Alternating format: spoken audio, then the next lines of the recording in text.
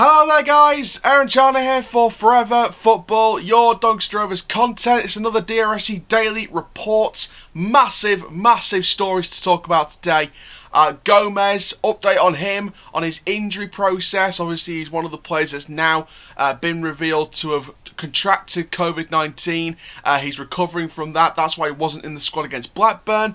Obviously we knew he was going to return maybe around New Year's Day, but obviously the COVID has held him back, as has the likes of Whiteman, Smith and Taylor, and the fifth guy that has yet been unnamed. We've got loads of updates on him. We've got other updates on social media, including stuff about Ben Whiteman. We've got a couple of we've got a Nottingham Forest story and a Preston North End story that kind of links into the Whiteman saga, and also some stuff about the rest of the transfer business from Darren Moore and what the Free Press are reporting that Doncaster is likely to do for the rest of the window. If you are new here, please like, comment, subscribe. Click the notification bell so you never miss a YouTube video. Trust me guys, like R-Truth told Brock Lesnar weeks and months ago, it's going to be a big update. Now let's get started straight away with an update on Madger Gomes. The Free Press are reporting on Madger Gomes and his expected return date. Now the Free Press have officially stated that Moore says that he expects Gomes to be close to return by the end of the month. So he's still got that respite period from COVID. He's still recovering from the injury that he suffered weeks ago, and now the projection from Darren Moore is the end of January, where he can be back in the squad. Now obviously if Whiteman does go in January for a fee to Preston or Nottingham Forest or Derby or Watford or anywhere, then, you know, the money from that transfer is going to help towards contracts, it's going to help towards a replacement. But Gomes, when he comes back at the end of January, he's going to be another big return for the midfield position. Obviously, Halliday and James are versatile, they can play anywhere, they can play in the centre defensive midfield, but we do need an out-and-out CDM if Whiteman is going to go, and we'll talk about Whiteman later in the video. But Gomes coming back at the end of the month is huge. Hopefully he does come back fit and ready. Obviously Moore has said in the press on this update we don't want to rush him back, and that's fair enough. That's clever by Darren Moore. You know, we've got the versatility in the squad to deal with the midfield until Gomes comes back. Obviously when Smith returns to the midfield, he'll bring some more to that midfield as well. We'll see what the team lineup's going to be like against Swindon. Will Smith come back? Whiteman, Taylor. Obviously Gomes will now be out at the end of January. We'll see what happens with that. But overall, I think when Gomes comes back, it'll be another help towards that midfield in terms of out-and-out midfielders. Obviously, he can play in the centre defensive. He can play as the cam. He's like our Van der Beek in a way. He can play defensive midfield, centre midfield, attacking midfield. He's like the Van der Beek type player, or McTominay if he's not played as a CDM. So I definitely think that overall, I think Gomes coming back will be a big help. And overall, hopefully, we'll get that good news sort of later on in this month. Only a couple of weeks to wait, so hopefully, you know, it won't be too serious after those couple of weeks period is up. Now, let's go into some other stories via social media and other sources. We're going to start with Ross Armstrong, who's a journalist, apparently on Twitter. Football journalist, and you know, he gathers transfer sources, etc. You can go and look at his Twitter, and I did see something on the Rovers fan group from him that was screenshotted. Now he's been told that he's almost, in terms of Ben Whiteman, a Preston player. Just the last few details with Doncaster and the player himself, who's already spoken to Preston North End.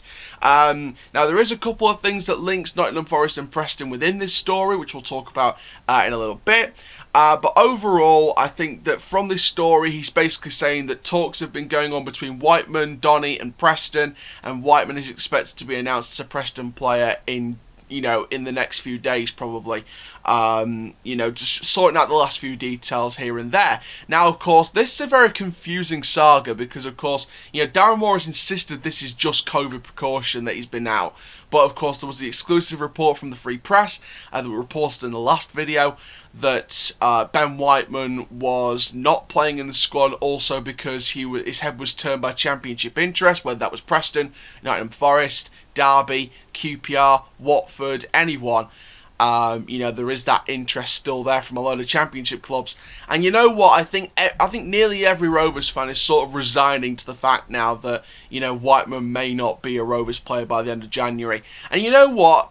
I won't even complain if he goes, because I think we've kept him for so long. It's been a miracle. If we get 2 or 3 million for him, I'd love that. I think 2 or 3 million at least would be brilliant. If we get more than that, that's even better.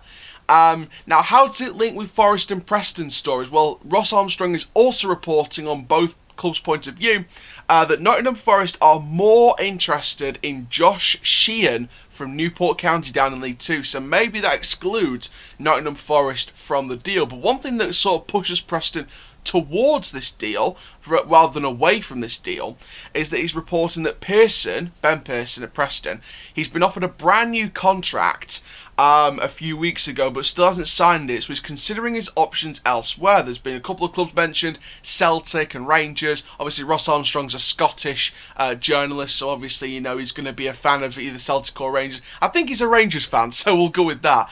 But Celtic and Rangers after him. Pearson could move to Celtic or Rangers. He could see out the rest of his contract and not sign a new one and go in the summer, or he could go in January to Celtic or Rangers if Preston wants to cash in on Ben Pearson. But Ben Whiteman going to Preston, I think people are still looking at that and thinking, well, hang on a minute, this could be an inevitable transfer. But you know what? I'm still sticking to my principles. I'm not going to flip-flop like you see in the sandal shops at the beach. I'm going to stick to my principles and say, I won't believe this transfer to Preston or any other Championship club until I see it officially said by the clubs. Until Preston have come out and said Ben Whiteman is a Preston player, or Doncaster Rovers have said Ben Whiteman has officially left Doncaster Rovers, he's now joined Preston. I think whatever the case, he'll be announced as an undisclosed deal. Let's not beat around the bush here. We want 2 or 3 to a few million for him. They're going to come out and say it's undisclosed. I hope someone exclusively reveals the price tag, because I'm going to be absolutely just beside myself with anger if it's less than a couple of million. If it's less than 2 million, I will be absolutely furious, because we deserve the money that we produced from Ben Whiteman. If Ben Whiteman's going to go this month or in the summer, we deserve the couple of million, few million quid, despite what's happening at the minute. You know, COVID hasn't stopped the big Premier League clubs from spending 20, 30, 40 million pounds on players. You know, so why shouldn't we hold out for 2, 3 to 5 million for a player that's too good for League One and should be in the Championship, whether it's with us or a different club? In my personal opinion, anywhere between 2 to 5 million, even more than 5 million is a dream, you know, offer. But anywhere realistically between 2 to 5 million is fine with me. Anything below 2 million is a disgrace, and there needs to be more clarity on that. It doesn't need to be undisclosed. If it does say undisclosed, there needs to be some clarity from exclusive sources to come out and say exactly what the price figure is, or what the estimated price figure is. Even if it's just 2 million plus a 1 million add-on to take the total up to £3 million overall, I would be alright with that, because we're getting the money for him and we're putting it towards other transfers.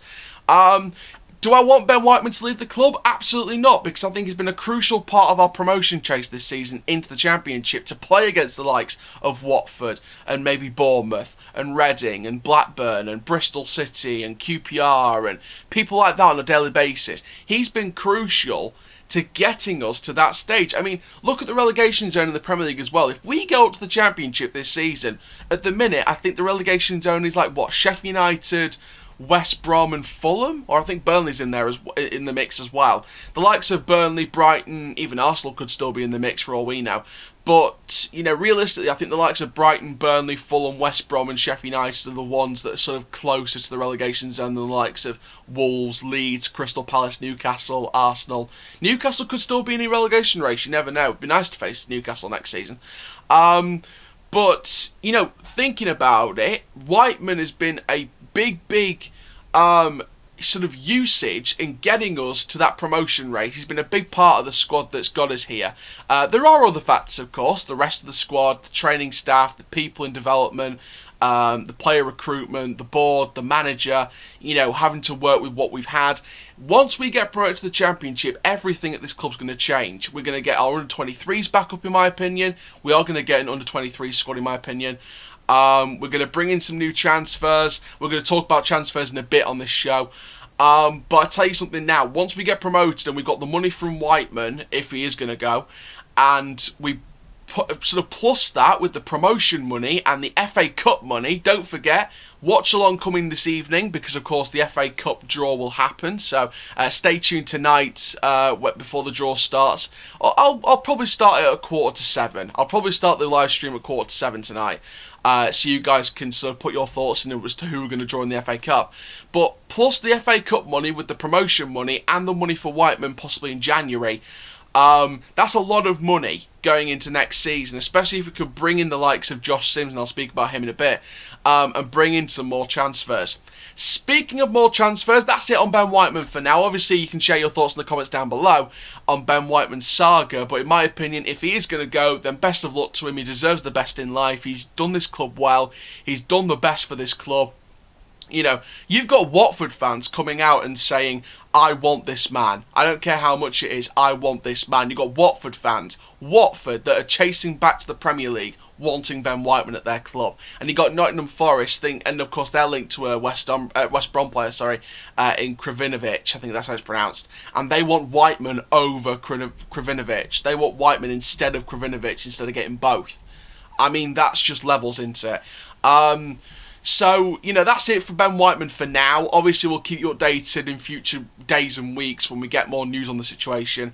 But let's talk about other transfer business, because there was an article over the last few hours that have been reported by the Free Press on the future transfer business. Now, obviously, it's going to be interesting to see what else we do. However, the Free Press reported what we are potentially looking to do. So from the Free Press, we do have an extra sort of transfer story I want to talk about from social media afterwards, towards the end of the video, but we'll talk about this first because it's more important. The Free Press say that Rovers are still holding out hope to secure a return for Josh Sims beyond the end of the month, but accept it's likely to face strong competition from Championship sides after his impressive performances during his loan spell. Should Sims not return, Rovers plan to sign a winger or a striker as a replacement before the end of the transfer window. Now, of course, there are sort of extra factors to this, and I'm going to talk about those, and of course one particular stat that's important. It's understood that Niall Ennis, the former loanee of us last season, is not under consideration for a return. So we were going to go in for in the summer apparently, but we didn't, and now we're not going to go for him in January either. And you know what, I think judging by his performance at Burton, I'm not surprised. I didn't think he showed his best at Burton. I'm impressed they're not going to go for him. It's no disrespect to Niall Ennis and what he's accomplished, because he's a wonderful guy. I met him actually at the end of one of the matches last season. You know, when we had fans in the ground and when the world was right. And, well, somewhat right. And, you know, I was talking to Niall Ennis for a couple of minutes after the game, and, you know, such a nice guy, and I congratulated his performance. I was talking to Niall, I was talking to Senny Dieng, you know, both wonderful human beings. Shout out to Senny Dieng and Niall Ennis, as well as some other players. I'm sure there's a couple of players that watch the videos. Matty Blair likes the channel, so massive shout out to Matty Blair. Well done to you and Alfie for your Cheltenham performance in the FA Cup yesterday. But yeah, I talked to Niall Ennis, great guy, but in my opinion, off the Burton performances this season, he's not.